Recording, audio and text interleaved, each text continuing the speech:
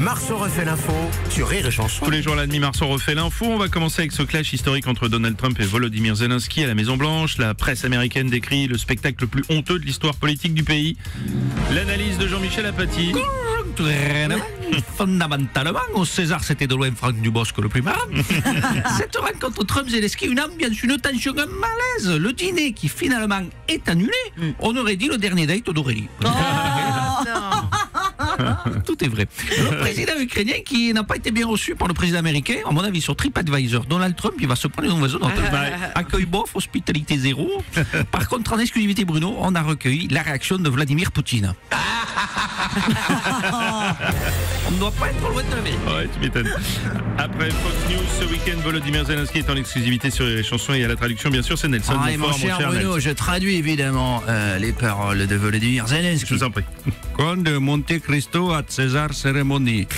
Quelle déception! I am not gay, I'm not an ecologist. Donald Trump n'a pas de raison de m'en vouloir. I will not meet Christina Cordula Red du shopping. Je n'ai pas l'intention de m'habiller différemment. It was like Bruno Robles meeting ex-girlfriends. La tension était palpable, cette rencontre, c'était horrible. Et Monsieur Robles, Oui, président Hollande. ce qu'a fait Donald Trump est inadmissible. Qu'il se moque des vêtements de Volodymyr Zelensky, bon, ça passe. Qu'il le contredise avec véhémence, ça passe. Qu'éventuellement, ils ne veulent plus l'aider militairement, ça passe. Mais qu'au dernier moment, il annule le dîner, c'est inacceptable. C'est ça que je dis de nous. Je peux comprendre.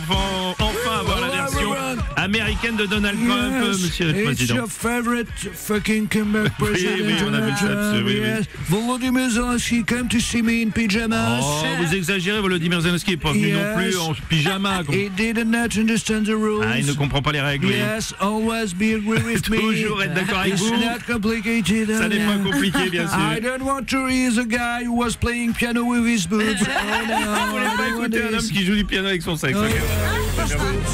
C'est bien. Cinéma à présent, ce week-end avait lieu la 50e cérémonie des Césars, consécration une nouvelle fois pour le film de Jacques Audiard et d'Emilia Pérez. Déception pour le Comte de Monte Cristo en revanche, ainsi que L'amour ouf de Gilles Lelouch. Dominique Besnéard, bonjour. Bonjour Bruno, alors que retenir de cette cérémonie des Césars? Déjà le sourire de Julia Roberts, bien sûr. voilà, mais aussi le sourire de Julia Roberts, Oui, bien sûr. C'est un peu sans oublier le sourire de Julia Julia Roberts. Bloqué dans Roberts. l'actu, c'était bloqué. Hein. Alors à chaque fois on invite une star américaine, vous avez remarqué, hein, c'est peut-être pour compenser quelque chose, non? Donc, ils auraient dû en inviter 2 ou 3 cette année quand même. Hein. Disons que la soirée était un peu tiède, c'était long, hein, c'est vrai. Ouais. Moi je me dis normalement ils devraient la diffuser sur Arte, ils seraient plus raccord. Hein. Alors j'ai regretté qu'ils n'aient pas invité Gérard Depardieu, Adèle et Dell en même temps, ça aurait fait d'animation. Oui, quand ça même, hein. c'est sûr, oui. En plus, personne s'est foutu de la gueule de la ministre de la Culture. Non, c'est vrai. Il y a des traditions qui se perdent. Salut Nikos, t'as suivi aussi les Césars? Et oui, consécration pour Emilia Pérez de Jacques Audiard, un film qui mérite tellement toutes ses récompenses tant il est original, une mise en scène, un scénario. Ouais. Non, je déconne, je suis comme tout le monde, je l'ai pas vu. Ah oui, d'accord. Alors, que retenir d'autre pour cette cérémonie? La séquence très drôle de Franck Dubosc. J'ai hâte de voir un Camping 4 réalisé par Jacques Audiard. Alors, on n'attend pas Patricia.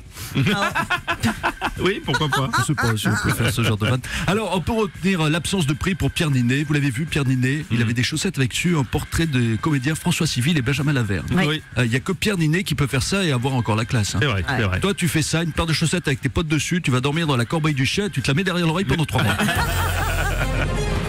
On va terminer avec cette info média après sa condamnation pour conduite sous l'emprise de stupéfiants et en récidive.